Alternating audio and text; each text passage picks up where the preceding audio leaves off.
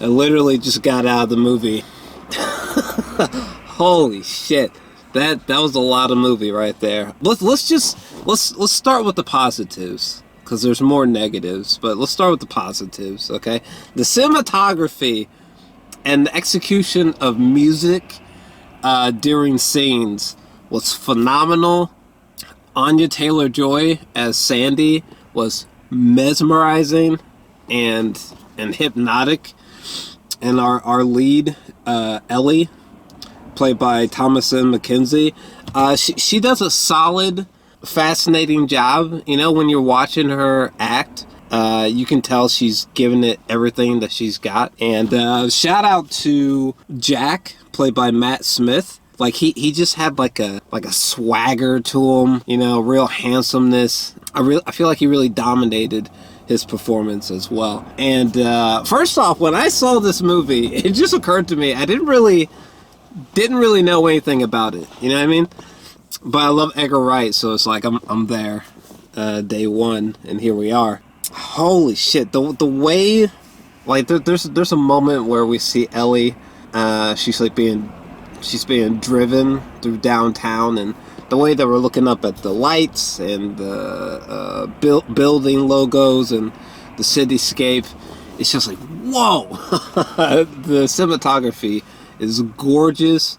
It's got this candy coated vibe to it, kind of neon colored feel to it. It really stands out. Like there was one moment where it was just like a can of Coca-Cola was just placed on the table, and there's an extreme close-up, and I was just like, holy shit, like the bubblegum reds, like the color palette is just out of sight. Cinematography is just insane. This shot right here, dog, holy fuck, was it impressive.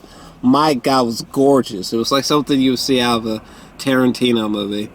So yeah, the cinematography, like the way that we're jumping from the present to the 1960s and back a bit. There's like a sprinkle of like a spooky Halloween vibe.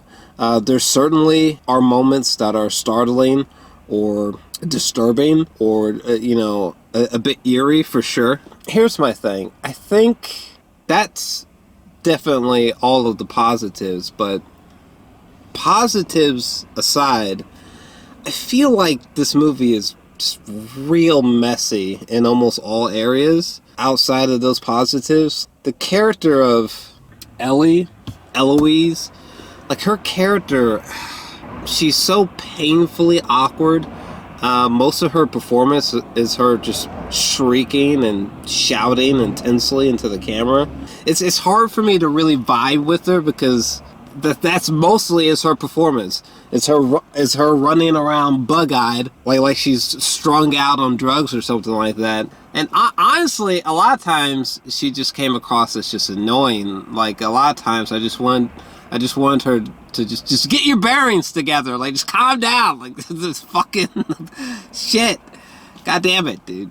You're just stumbling into one ridiculous dumbass situation after another. It's just like, my God. I know that there's this ghost angle going on, and I'm not gonna talk too much about that because again, when I had no idea what the movie was about, and it really didn't click what the movie was about until they started seeing each other in the mirrors, and when that first happened, in all words, I was like, okay, there's something here. But I mean, I don't really click.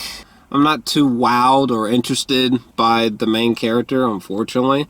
Anya Taylor-Joy, though, Sandy, every single time she's on screen, you're hypnotized, and I wish she was the main character, not the other way around. I think the movie would have been way more entertaining. Like, for example, like when they see each other in the mirror for the first time, the whole chunk of movie, everything prior to that, I wasn't really that engaged. I was kind of getting bored, if I'm being honest with you. I mean, it looks great, sounds great, but I was just like, isn't this supposed to be a horror film? What time is it? I mean, again, looks great, sounds great, some of these performances, wow, but like, damn, there's a lot of dead space time, and it's just like, man, I'm not being riveted during these moments.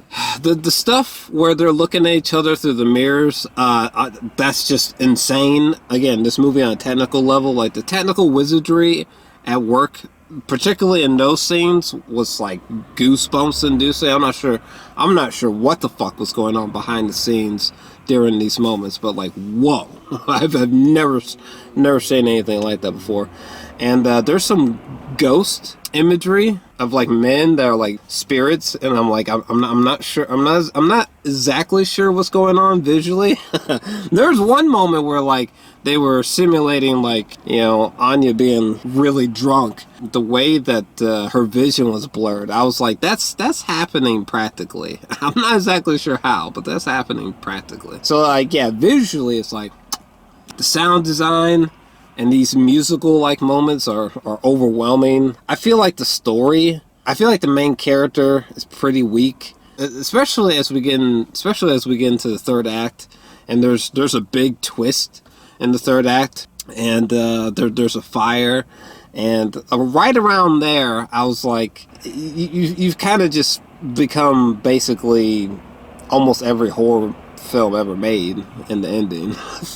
And it was never scary, and there's definitely creepy, disturbing moments, no doubt, but it more so felt like a panic room style suspense thriller than like a horror film. And there are shots in here that I think are immediately iconic, and you could list off how many extraordinary shots are in this movie. But I don't know, at the end of the day, wasn't into the main character, Ellie. Her romantic relationship with John was so precious. John was so precious. But anyway, I don't know, I just found the story to be weak, you know? I guess coming out of the movie, I wanted to be scared. I wanted there to be something mind-blowing. I wanted to have been mind-blown coming out of the movie. I kind of wanted to have been emotionally impacted, substantially speaking, and I feel like none of those things really happened.